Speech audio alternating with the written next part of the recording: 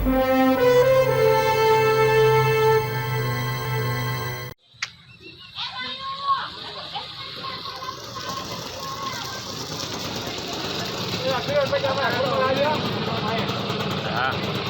ભાઈ જાઓ બેન.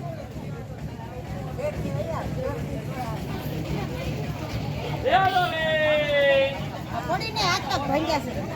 પડીને હાથ પગ ભાંગ્યા છે.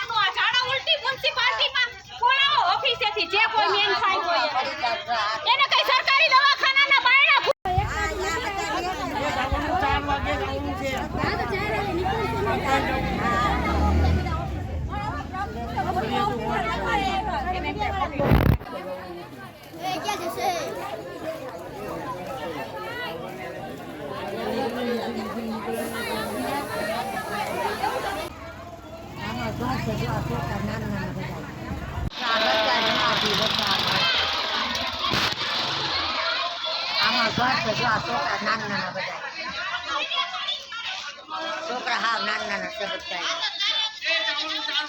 ગટરના પાણીમાં પડીને હાથ ભાંગ્યો. કેટલા દિવસથી થયા બેન? 10 દી થયા. શેરી નંબર 7.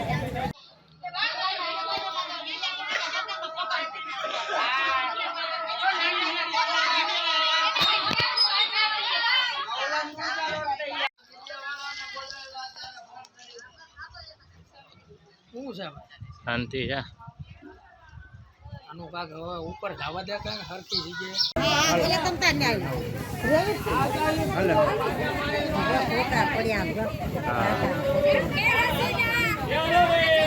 હાલો આમથી કટરમાંથી હાલો. અરે જોવું પડે ના નાખવું. અહીંયા ગયો કાક. હા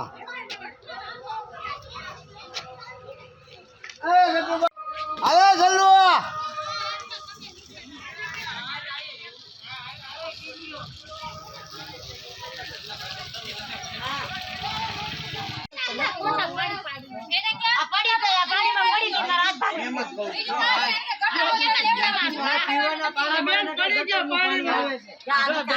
શેરી નંબર 6 બોડી વાળો ખાચો. બધી ગટર લાઈન ભરેલી છે. કોઈ જગ્યાએ પાણીનો નિકાલ દેખાતો નથી. છોકરાઓની નિશાળો તો પડે છે. અત્યારે રમજાન મહિનો આવે છે. આ બાજુ જો ઉમરામાંથી પડીને હાથ પગ ભાંગ્યા છે આ ગટરના પ્રોબ્લેમના કારણે. ક્યાં ક્યાં રજૂઆત કરાવી હતી બેન? બધી જગ્યાએ જ્યાં કીધું અહીંયા લખાવા જાવ તો અહીંયા લખાવા જાવ અહીંયા લખાવા બધી જશે. તમારા બધાનું કામ છે.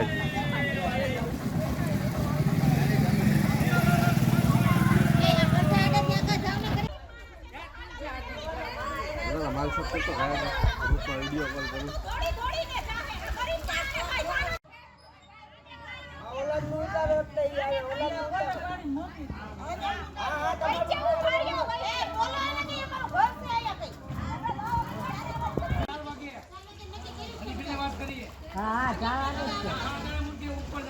આજ આવવાનું તો કોઈ ન લાવ્યા છો. એ છોકરા ઉભી રહે અહીંયા. એક વાર બાળ મંદિર કેમ જવું બોલા.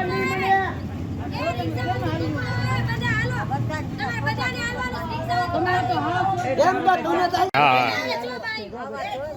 બસ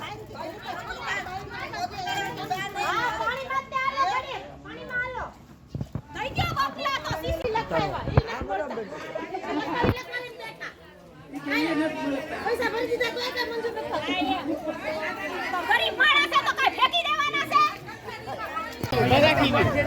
ના ના આવી ગયા ને.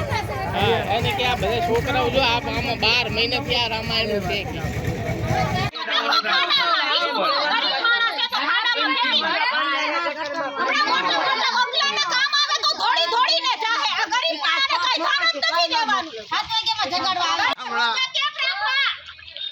કે બેન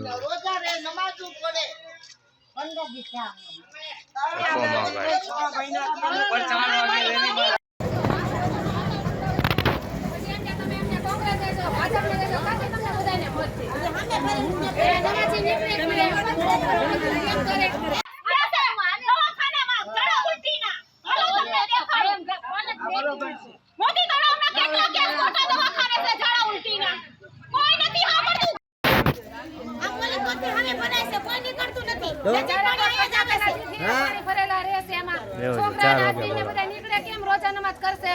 ઓકે બેન અમે વેડમ બેન